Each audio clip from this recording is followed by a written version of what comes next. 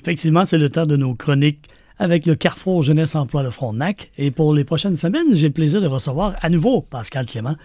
Un petit bout de temps qu'on ne s'était pas vu. Oui, salut Alain, salut à tous. Oui, ça fait un petit bout là, c'était l'année dernière je crois que j'ai fait les dernières chroniques, mais tu sais qu'elles avaient été écoutées mes chroniques, puisque j'ai rencontré une personne qui m'a dit qu'elle avait, grâce à la chronique, elle a trouvé un emploi.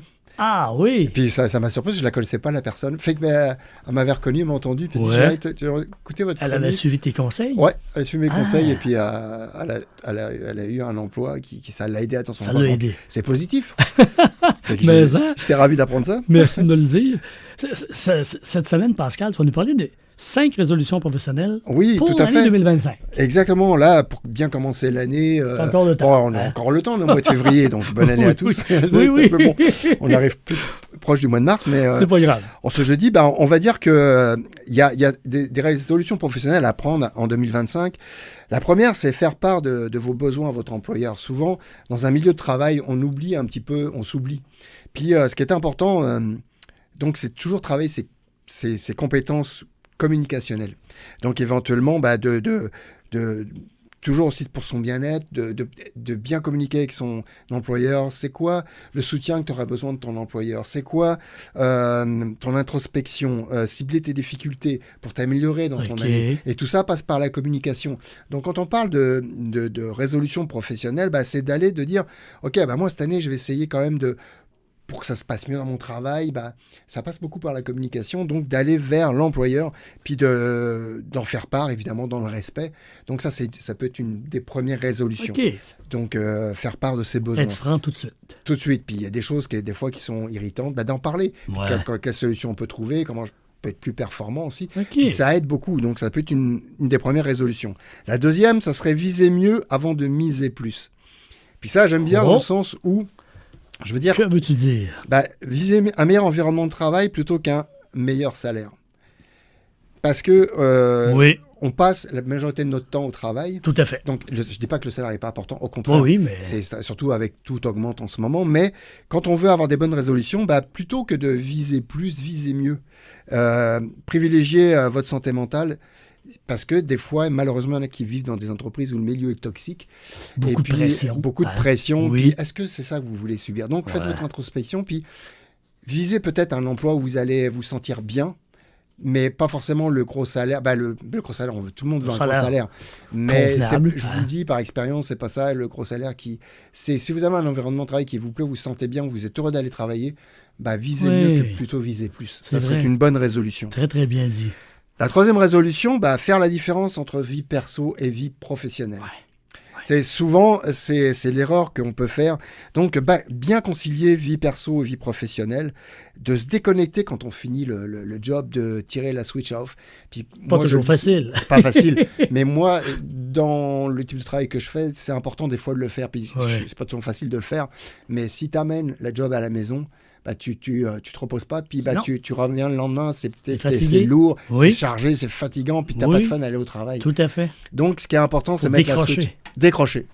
Exactement, puis mettre la switch off et privilégier sa santé mentale. C'est hyper important, puis je vous dis, faites-le, puis c'est pas si compliqué à faire, c'est de se dire, ça sera demain, j'ai pas eu le temps de finir, puis d'amener ça chez toi. C'est ça, je le ferai demain. Exact, puis de relativiser avec ça. Ah oui.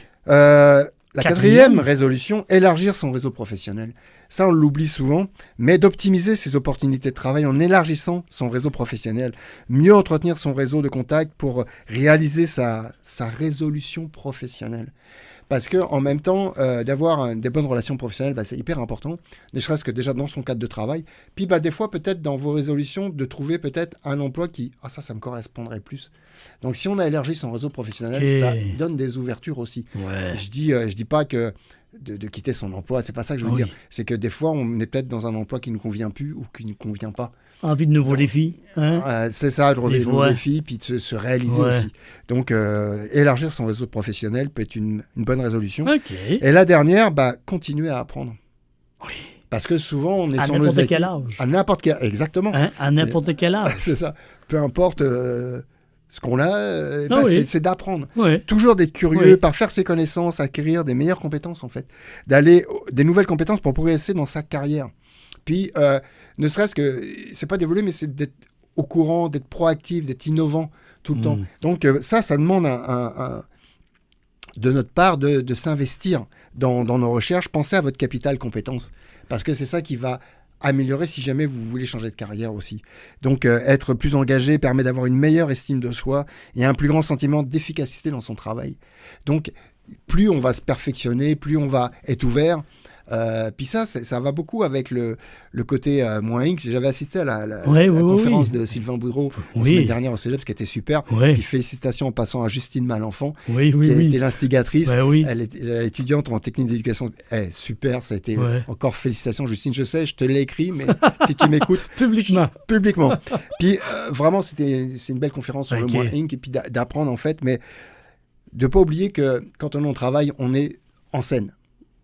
Quand on est chez soi, on est hors scène. On peut avoir des bobos, mais quand on est au travail, dans notre environnement, on est en scène, donc on se doit d'être positif. Donc, gardez ça. Donc, ce qui est important à retenir, donc faire le lien, c'est toujours, comme disait François de la Rochefoucauld, il faut tenir à une résolution parce qu'elle est bonne, non parce qu'elle est prise, parce qu'on l'a prise. J'aime bien cette phrase-là. Oui, c'est vrai. C'est que donc il faut tenir à une résolution parce qu'elle est bonne et non parce qu'on l'a prise. Oui. Ça fait toute la nuance en fait. Tout à fait. Donc améliorer son bien-être professionnel, mais aussi personnel. L'un ne va pas sans l'autre. On s'entend que les deux sont liés, puis qu'on passe énormément plus de temps en fait sur son milieu de travail qu'à la maison. Oui. Malheureusement, mais c'est comme ça la vie. Comme ça. Donc tenir compte de ses aptitudes et de ses aspirations en se respectant là-dedans. J'ai adoré cette chronique, mon cher Pascal. Ça me fait plaisir. Moi, c'est un plaisir de revenir faire des chroniques avec toi, Alain. Et ceux et celles qui aimeraient te parler, te rencontrer. Me rencontrer ou prendre contact avec moi, Pascal Clément, au Carrefour Jeunesse Emploi, 418-335-0802, au poste 205, ou par courriel pascal.c@cgiefrontac.com, ou sinon via Facebook à mon profil intervenant, Pascal Intervenant CJUF. Puis ça me fera plaisir de répondre à vos questions en lien avec l'employabilité, puis le réalisement personnel, comment on peut réaliser son plein potentiel. Si je peux vous aider, ça me fera plaisir de vous donner des conseils. On se retrouve dans 2 semaines. La semaine prochaine, c'est congé pour moi. Oui, c'est relâche. Yes. Merci à dans 2 semaines. À dans 2 semaines, Alain.